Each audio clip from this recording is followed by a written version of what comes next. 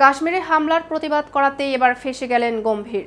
পরিবারকে বাঁচাতে পুলিশের দ্বারস্থ হলেন এই ভারতীয় ক্রিকেট কোচ।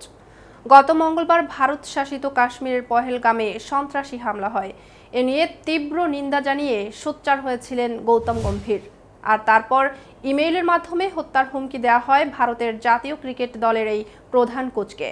কিন্তু মূলত কারা গম্ভীরকে এই হুমকি দিয়েছেন এবং এ বিষয়ে কি বলছে ভারতীয় পুলিশ, চলুন জেনে নেওয়া যাক আমাদের আজকের প্রতিবেদনে। এবং আপনাদের সাথে আছি আমি তাসমিয়া টুম্পা।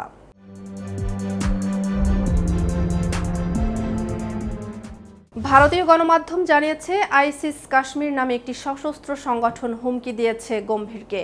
একবার নয়, দুবার ইমেল পেয়েছেন গম্ভীর। সেখানে বার্তা ছিল একটি, আই কিল ইউ, অর্থাৎ আমি তোমাকে হত্যা করব। গম্ভীর হুমকি পাওয়ার পরদিন ভারতের কাশ্মীরে সন্ত্রাসী হামলায় নিহত হন ২৬ জন। এই ঘটনা নিয়ে সামাজিক যোগাযোগ মাধ্যমে এক্সে শোক প্রকাশ করে গম্ভীর লেখেন, হতাহত ব্যক্তিদের পরিবারের প্রতি সমবেদনা, দায়ীদের চরম মূল্য দিতে হবে। সেদিন দুপুরে প্রথম ইমেলটি পাওয়ার পর বিকেলে আসে দ্বিতীয়টি। দেরি না করে গম্ভীর দ্রুতই দিল্লির রাজেন্দ্রনগর থানায় অভিযোগ দায়ের করেন। পাশাপাশি সেন্ট্রাল দিল্লির ডেপুটি কমিশনার অব পুলিশকেও জানান ঘটনার বিস্তারিত। গম্ভীর পুলিশকে অনুরোধ করেছেন তার এবং পরিবারের নিরাপত্তা নিশ্চিত করতে।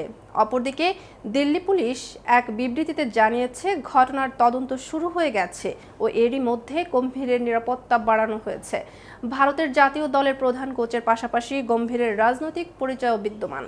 তিনি ২০১৯ সালের লোকসভা নির্বাচনে পূর্ব দিল্লি আসন থেকে বিজেপির প্রার্থী হিসেবে জয়ী হন।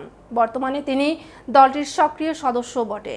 এর আগে ২০২১ সালেও গম্ভীর হত্যার হুমকি পেয়েছিলেন, তখনও থানায় অভিযোগ করেছিলেন তিনি।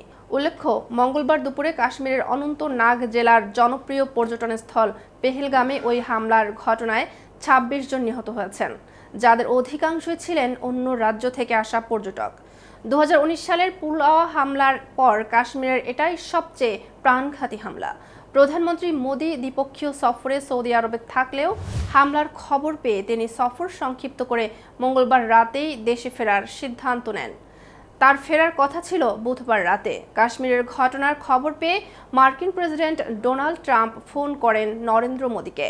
তিনি ওই ঘটনার তীব্র নিন্দা জানানোর পাশাপাশি দোষীদের বিচারের আওতায় আনতে ভারতের প্রতি পূর্ণ সমর্থন ব্যক্ত করেন। এদিকে কাশ্মীরের হামলায় ঘটনায় গভীর শোক ও সমবেদনা জানিয়েছেন বাংলাদেশের অন্তর্বর্তী সরকারের প্রধান উপদেষ্টা মোহাম্মদ ইউনূসও। বুধবার এক এক্স পোস্টে ভারতের প্রধানমন্ত্রী নরেন্দ্র মোদীকে উদ্দেশ্য করে তিনি বলেন, কাশ্মীরের পহেলগাঁওয়ে সন্ত্রাসী হামলায় প্রাণহানির ঘটনায় আমি গভীর শোক প্রকাশ করছি। আমরা এই নৃশংস হত্যাকাণ্ডের তীব্র নিন্দা জানাই। সন্ত্রাসবাদের বিরুদ্ধে বাংলাদেশের দৃঢ় অবস্থান পুনর্ব্যক্ত করছি। আজ এ পর্যন্তই। এতক্ষণ কেটিভির সাথে থাকার জন্য ধন্যবাদ।